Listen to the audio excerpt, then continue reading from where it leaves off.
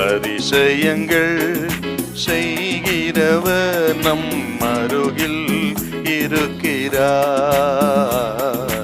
அற்புதங்கள் செய்கிறவர் என்றும் நமக்குள் வசிக்கிறார். லூக்கா 5:4 கொஞ்சம் வாசிங்க பார்க்கலாம். அவர் போதகம் பண்ணி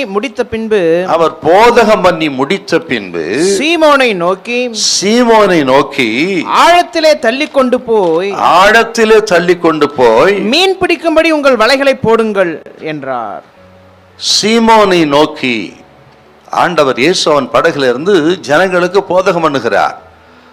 போதகம் பண்ணி முடித்த உடனே இயேசு சீமோன் பேதுருவை பார்த்து, உன் படகை ஆழத்துக்கு தள்ளி கொண்டு போய் வலைகளை போடுங்கள் சொல்றார். பார், அப்படி என்ன அர்த்தம்னா, ஆண்டவர் திரளான ஜனங்கள் போதகம் பண்ணுகிறார்.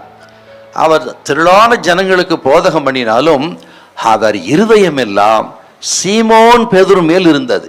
ஏன்னு கேட்டா, அன்றைக்கு இரவு சீமோன் பேதுரு இரவு முழுதும் பிரயாசப்பட்டு ஒன்றும் அகப்படாமல் வெறுமையான படகோடு கடற்கரையில் இருக்கிறார்.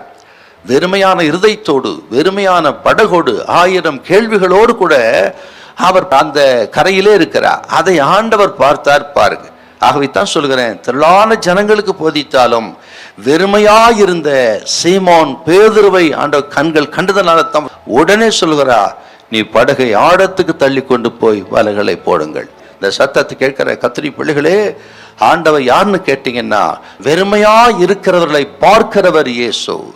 இன்றைக்கு உங்கள் நிலைமை வெறுமையா இருக்கலாம், உங்கள் வீடு வெறுமையா இருக்கலாம், எதிர்காலம் வெறுமையா இருக்கலாம். நமது ஆண்டவர் இயேசு யாருன்னு கேட்டீங்கன்னா, வெறுமையா இருக்கிறவர்களை பார்த்து அவர்களை நிரப்புகிறவர் இயேசு. உங்களை நிரப்புகிறவராக உங்கள் இருதயத்தை, குடும்பத்தை, உங்கள் எதிர்காலத்தை, பிள்ளைகளின் எதிர்காலத்தை நிரப்புகிறவர் இயேசு. மட்டுமல்ல அருமையான கத்திரி பிள்ளைகளே, உலகத்துல எத்தனையோ சத்தங்கள் இருந்தாலும் தேவையுள்ள ஒரு மனிதனின் சத்தத்தை கேட்கிறவர் இயேசு. தேவையுள்ள ஒரு மனிதன் இருதயத்தை பார்க்கிறவர் இயேசு. வெறுமையா இருக்கிற ஒரு மனுஷனை சந்தித்து அவன் தேவைகளை நிறைவேற்றுகிறவர் இயேசு. அனுதின தேவைகளை சந்தித்து அவனை ஆதரிக்கிறவர் இயேசு.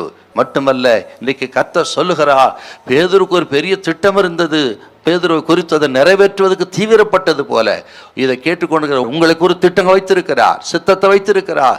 அதை நிறைவேற்றுகிற காலம் வந்திருக்கிறது. ஆண்டவர் அதை நிறைவேற்றுவதற்கு தீவிரப்படுகிறார் என்பதை அறிந்து நீங்கள் ஆண்டவர் பக்கம் திரும்ப வேண்டும், அவர் சத்தத்தை கேட்க வேண்டும், அவரை விசுவாசிக்க வேண்டும். கர்த்தர் சொல்லுகிறார், இன்றைக்கு உங்களுக்கு ஒரு அற்புதத்தை செய்வார்.